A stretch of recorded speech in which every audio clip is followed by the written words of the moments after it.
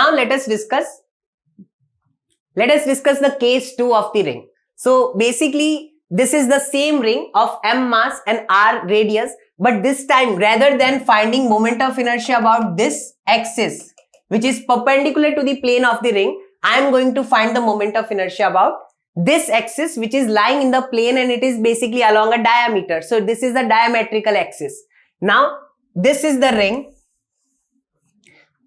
This is the axis which is perpendicular to the ring. We already know moment of inertia about that is nothing but mr square.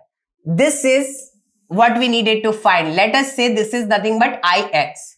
I am taking another axis which is along y-axis, and this y-axis is perpendicular to our x-axis. So basically there are two axes, two axes, both are in the plane of the ring and they are mutually perpendicular. If you want to look at the top view, then this is my x-axis, this is my y-axis, and the z-axis is coming out of the plane. So this is my z-axis. So z-axis is like, this is the z-axis. So this moment of inertia about this x-axis, if that is I, then moment of inertia about y-axis is also going to be I due to symmetry. See, moment of inertia depends on what? The mass and the distance of mass from the axis. So here the mass of the about x-axis is distributed like half the ring is over here and half the ring is over here. But about y-axis, again the same type of distribution, half the mass and half the mass is lying at this distance. So moment of inertia about this axis which is I, then moment of inertia about this axis should be same as I. So here the Ix and Iy, both I can assume as I. And now I am applying perpendicular axis theorem. So what does perpendicular axis theorem says? Iz is equal to Ix plus Iy. So I already know Iz. So I'll say Iz is equal to Ix plus Iy. And what is Iz? This is mr square. This is I and this is also I due to symmetry. And that gives me 2I is equal to mr square. And that is going to give me I equals to mr square by 2. So if we talk about this axis, then moment of inertia about this axis is nothing but mr square by 2. This is the moment of inertia about this axis, while we already found that moment of inertia about this axis is mr square.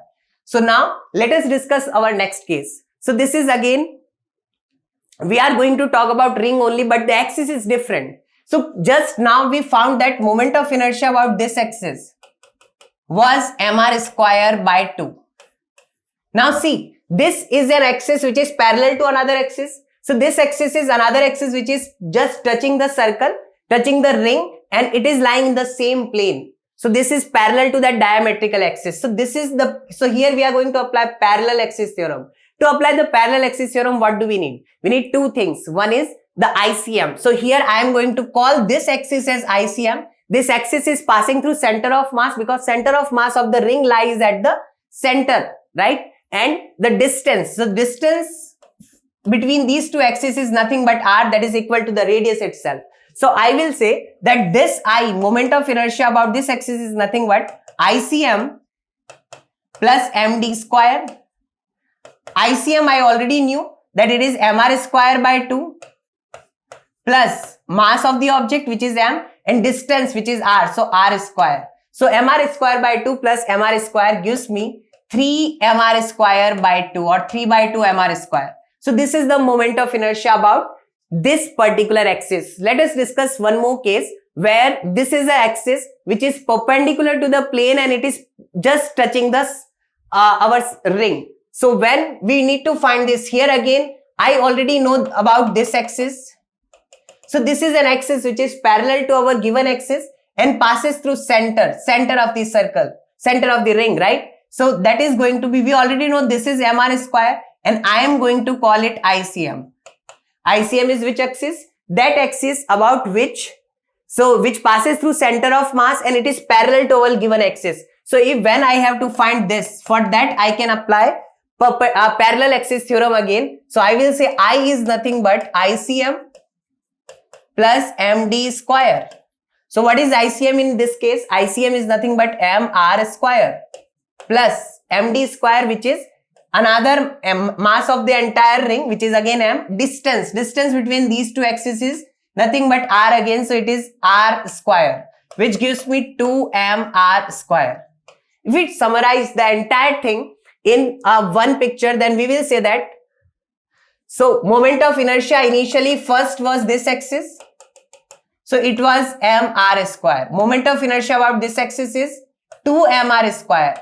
Moment of inertia about this axis is mr square by 2. And moment of inertia about this axis, which is basically touching a tangential axis in the plane of the ring, is 3mr square by 2.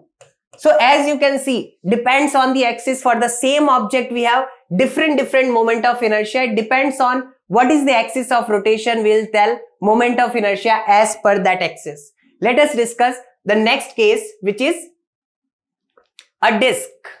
So for a disc, I am taking a disc which is having m mass, r radius. Now, this is a continuous object again. To derive the formula for moment of inertia, I am going to, this is an axis which is perpendicular to the plane of the disc and passes through its center. So what I am going to do is, I am going at r distance, and now I am going to take a ring. The ring is having a width of dr. So I need to write the mass of that particular ring, and that is our dm. So what is the dm? I will say here, for a disc, mass lies over an area. And I will say total mass divided by total area. What is the area of the entire disc? I will say it is a 2D object, so mass lies with area, right? So an area is nothing but pi r square is equal to required mass. The mass of this ring, elementary ring, is dm, which we need to find, divided by the area of the ring. How much is the area of the ring? You can take this ring, you can expand that, and eventually length of the ring becomes 2 pi r, while the width is nothing but dr. So I'll say treat it as a rectangle, and the area is going to be 2 pi r dr, length into width. And when you solve it, pi is gone, and you get your dm is equal to m by r square, this 2 and r dr. So this is my dm. Now I just need to apply the formula. I is nothing but integration dm r square. I went to r, take an elementary ring, and now I know the entire mass is lying at r distance only. So I can utilize that integration. What is dm? Dm we already found. It is 2m divided by r square r dr times this r square. So it is going to be r cube. What will be the limits? The small r is changing all the way from 0 to capital R. Once that changes, we'll get these small rings will cover the entire portion and we'll get a disc. So now the limits are 0 to capital R. We just need to integrate it now. So that is 2m by r square. That is a constant quantity. Integration of r cube is r raised to 4 by 4. Put the limit and you will get 2m divided by r square, r raised to 4 by 4. Cancel whatever you can. So this is 2. This is cancelled and we'll get a square. So answer comes to be mr square by 2. So for a disc, the axis which passes through its center of mass and perpendicular to its plane, the moment of inertia is given by mr square by 2. Now we are going to utilize this and the theorems, perpendicular and parallel axis theorem, to get the moment of inertia of various axes about the disc. So let us see the next scenario. We already know that about this axis, which is perpendicular to the plane of the disc and passing through its center, the moment of inertia is given by mr square by 2, which we just derived. Now moment of inertia about this axis. Again, I am going to do the same logic which we did with ring. So this is the top view of the disc. I'll say this is a disc. If moment of inertia about this axis is I, then moment of inertia about this axis is also going to be I due to symmetry. For this axis, half the disc. For this axis, half the disc lies above and half the disc lies below. And for this axis also same thing. Half the disc is lying over here and half the disc is lying over there. So this is the same scenario. So moment of inertia must be same. So I'll say moment of inertia about this axis, which is perpendicular to these two itself, like the z axis itself. If this is ix and iy, I am going to say iz is nothing but ix plus iy, where this is my x, this is my y, and z is out of the plane, which is this axis. So this is my z axis. We already know this is my Iz, and once I put the value mr square by 2, then this is also I and this is also I, so I can solve for I. I'll say 2I is equal to that, and I equals to mr square by 4. So this is the moment of inertia about an axis of the disk, which is basically diameter. Now let us summarize this entire thing. Moment of inertia about the disk, this axis which is perpendicular to the disk and passes through its center, is given by mr square by 2, while moment of inertia of the disk about this axis, which is also a diameter of the disk, is given by mr square by 4. What is the m? M is the mass of the disk and r is the radius of the disk. Let us discuss the next situation where we want to find the moment of inertia about this axis. This axis is parallel to diameter, so I am making a diametrical axis. So this axis is the one which we want. Let us say this is I. Then I draw a parallel line which is basically passing through center of mass of the disk, which is center of the disk, and this is I am going to call ICM. The distance between these two is nothing but that is radius of the disk. And when you do that, let us apply parallel axis theorem over here. So I'll say I equals to ICM plus MD square. So this I, which I need to find, ICM, which I already know that it is nothing but mr square by 4 plus mass of the disk, which is capital M, and distance, which is nothing but r, so mr square. That is going to give me 5 by 4 mr square. This is the moment of inertia about an axis which is basically parallel to diameter and in the same plane, right, passing through its tangent, like it's a tangential axis which is parallel to its diameter. Now let us discuss the last case where we need to find the moment of inertia about this axis. This axis is basically the axis which is parallel to this axis, which is perpendicular to the plane of the ring and passes through its center. And this is the axis which we want. So moment of inertia about this axis, let us call it I. Here I am calling this as ICM because that is passing through center of the disk, and parallel to that, again we are going to apply parallel axis theorem. So distance between these two is nothing but r, mass is m. So let us apply I equals to ICM plus MD square. So ICM is nothing but mr square by 2. This is the one which we derived already. And what about mr square by 2? What about the mass? Mass is capital M and distance is nothing but r square. That gives me 3 by 2 mr square. Again, let us summarize all these scenarios in one go. So I will say that this is the disk. We have learned about 4 cases. This is the disk and we are talking about this axis. So this is mr square by 2. Second case was this is the disk and we are talking about a diametrical axis. So moment of inertia is given by mr square by 4. Third scenario was this is the disk and I am talking about this axis which is basically parallel to this axis. So moment of inertia is given by 3 mr square by 2. And the last situation is this one where this is the disk and we are going to talk about this axis which is parallel to this axis, which is like in the same plane but passes through, which is like the touching it. So this is a tangential axis and moment of inertia is given by 5 by 4 mr square. And this is all the disk cases. Let us discuss our next situation. So next object is annular disk. So annular disk is basically a hollow disk. So you don't have mass, any mass over here, and the inner radius is R1 and outer radius is R2. So one option is to get, see, I am telling 2 ways to get the moment of inertia about this particular axis. So one way is you integrate. So you'll say integration, it is dm r square. Same thing I am doing, which I did for the disk. I am going at r distance and taking a ring. So what will be the dm? The mass of that ring is going to be the total mass divided by total area. But the area is what? Pi r2 square, the outer radius minus r1 square. So this is the total mass upon total area into required area. This is 2 pi r dr. So we can cancel out pi and then we get the value of dm, and integration dm is nothing but m divided by r2 square minus r1 square. And then we have 2r dr, so 2r dr. And here there is a r square, so we get r cube. So what will be the limits? Limits are going to be r1 to r2. Put the values and integrate it.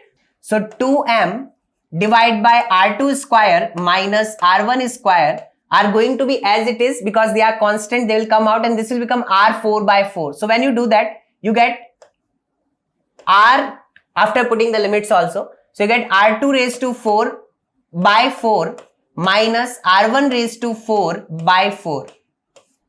And this is like a square minus b square. I am going to apply the formula a plus b into a minus b. So 4 you can take common, and this will cancel that out. So you will be left with 2. This 2 I am taking out. So it is m divided by 2 r2 square minus r1 square. And here we are left with r2 raised to 4 minus r1 raised to 4. That is going to give me r2 square minus r1 square, a minus b, into a plus b. So r2 square plus r1 square. It is the r2 square, right? So here I can cancel this entire thing, and eventually the moment of inertia what we get is m by 2 r2 square plus r1 square. So for the entire disk it was mr square by 2, but here the different situation is there. So we can't say mr square by 2 minus mr square by 2, where 1 r is the outer radius and 1 r is the inner radius. We can't apply that, because that is valid when m is the mass of entire disk. Let us do one more situation, like one more alternative way to calculate the same thing. So here what I am going to do is, I am going to say that moment of inertia is a scalar quantity. So we can add, subtract. So I'll say moment of inertia about this axis of this entire disk. This entire disk is nothing but the moment of inertia of this disk minus moment of inertia of the inner disk. So outer radius is like my R2 and inner radius is like my R1. So when I subtract the moment of inertia, I'll get the moment of inertia of this thing. So when you subtract outer and when you subtract the inner one from the entire thing, you will be left with an inner disk.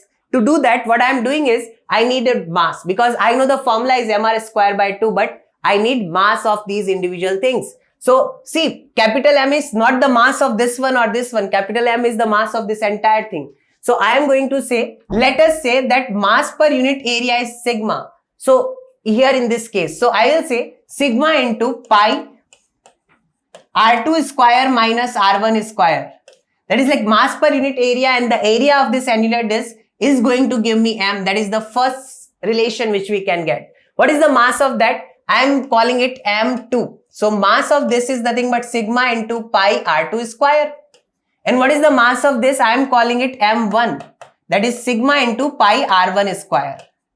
Right? We have been given M and R2 and R1. So we need to get our answer in terms of that. So I'll say moment of inertia of this one is nothing but moment of inertia of this, which is, what is the moment of inertia of a disk? It is mr square by 2. So it is going to be M2 R2 square by 2 minus moment of inertia of this, which is M1 R1 square by 2. We need to put the values of M2 over here because other things are already known. So I am saying it is M2.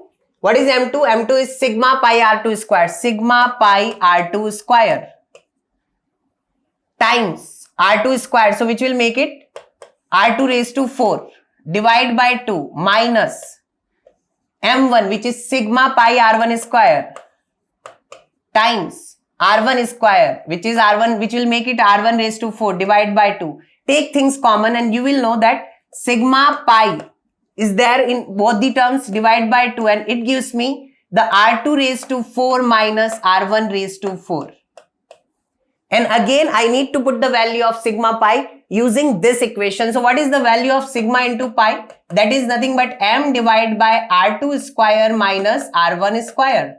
And put the value, substitute this value all the way in this. So what will be the final answer? Moment of inertia about this is nothing but sigma pi by 2. Sigma pi is that. So M divided by 2 R2 square minus R1 square and into R2 raised to 4 minus R1 raised to 4.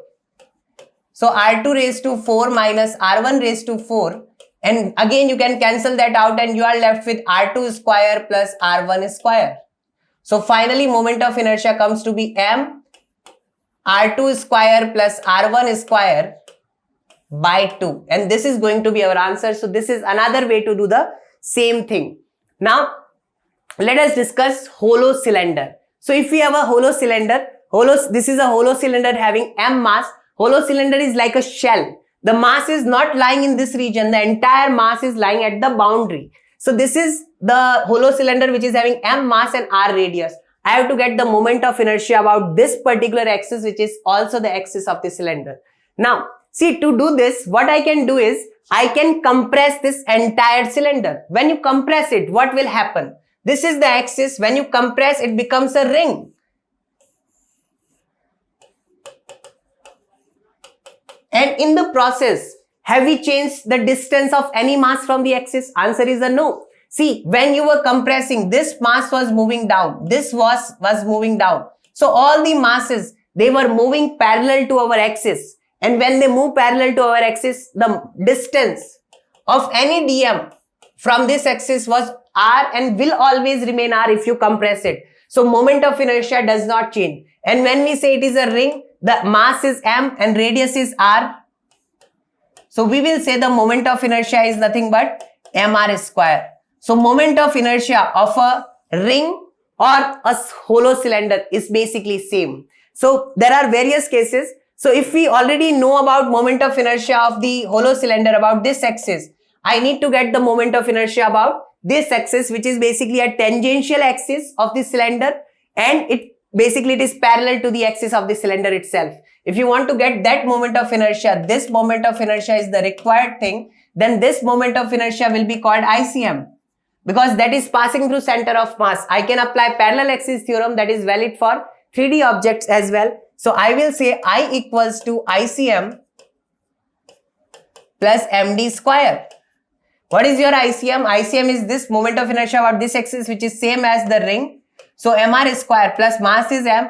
And what about this distance? Distance between these two parallel axes is basically r. So I will say it is mr square, and moment of inertia about that particular axis is coming to be 2mr square.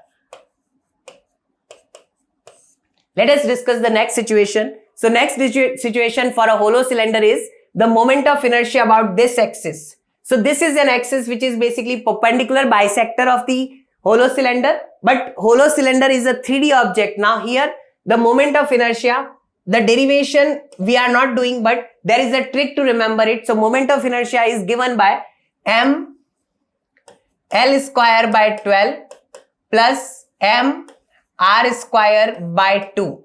This is the formula for moment of inertia about this axis of a hollow cylinder. It is like perpendicular bisector. Now here is the thing, this is how you remember it. This hollow cylinder, see, about this I can say that it is nothing but it is like a rod plus this axis, it's like this is a ring and this is a diameter.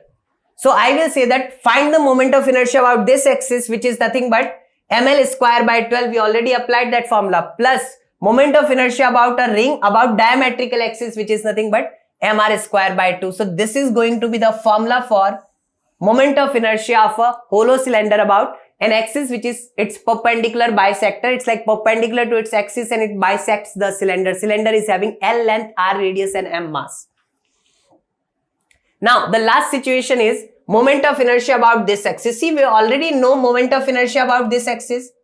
Here I have to call this as ICM because this is passing through center of mass and it is parallel to our given axis, and this is the thing which I need to find.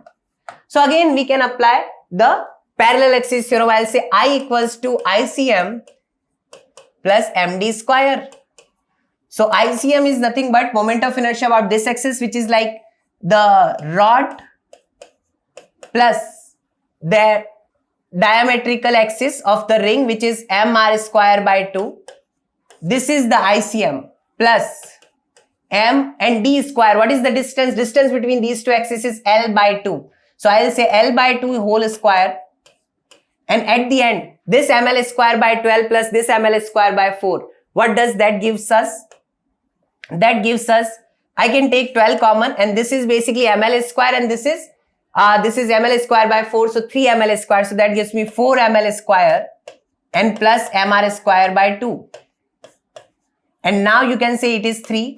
So it is ml square by 3 plus mr square by 2.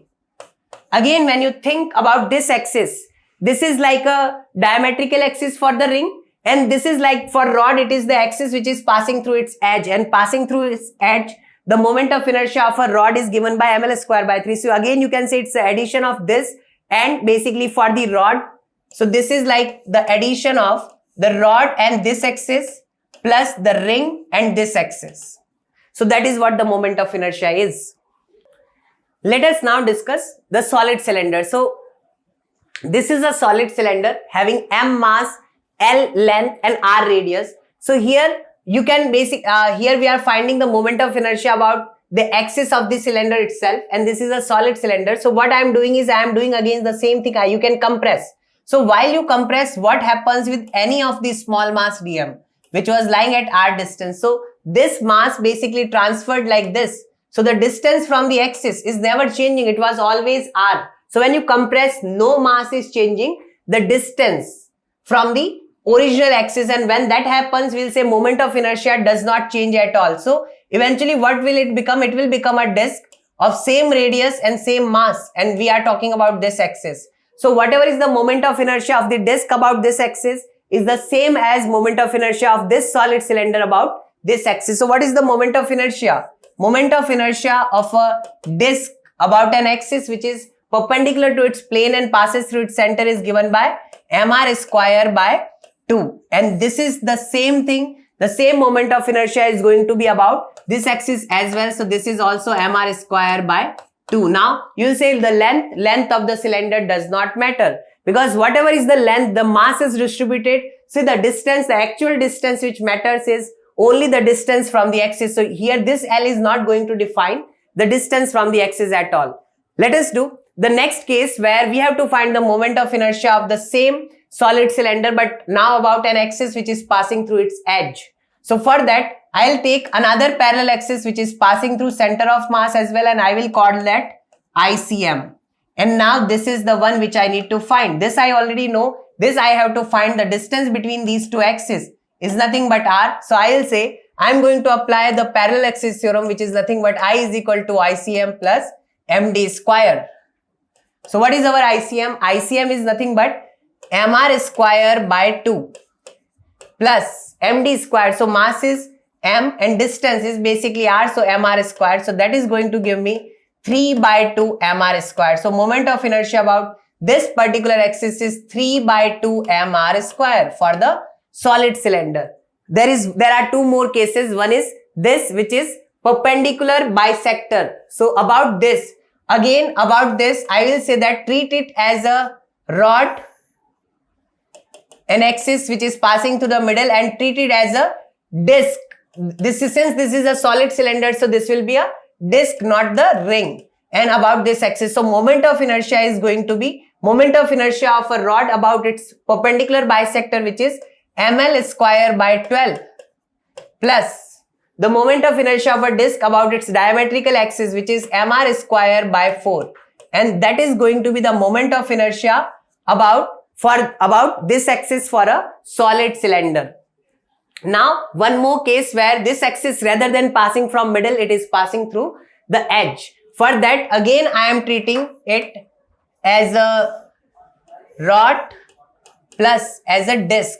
So for the rod, the axis is passing through the edge, and for the disc, it is the diametrical axis. Now I will say the moment of inertia is nothing but moment of inertia about this, which is ml square by 3 plus the moment of inertia about that, so which is again mr square by 4. So this is going to be the moment of inertia about this entire thing about this axis.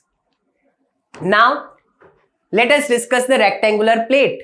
Now rectangular plate, this is a rectangular plate having L length and B width. I am giving you a top view. So if it about the top view, then this is the L length and B width. So here I am going to talk about different axes. First axis is this one. So when I have to find the moment of inertia of this rectangular plate, this is a solid rectangular plate. So about this axis, what I am going to do is I am going to compress the disc like this. When that happens, again, these masses, they move like this.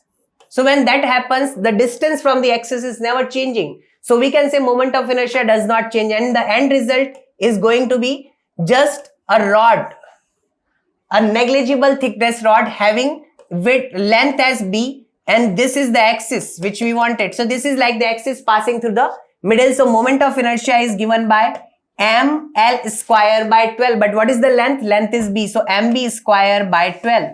So this is going to be the formula about this axis. So moment of inertia about this axis is nothing but mb square by 12. Let us discuss what happens if I have to find the moment of inertia about this axis. In that case, you can compress your rectangular lamina or rectangular plate like that. So now the mass does not change about the axis. Any distance of any mass does not change from the axis, and when that happens, this masses moves like that.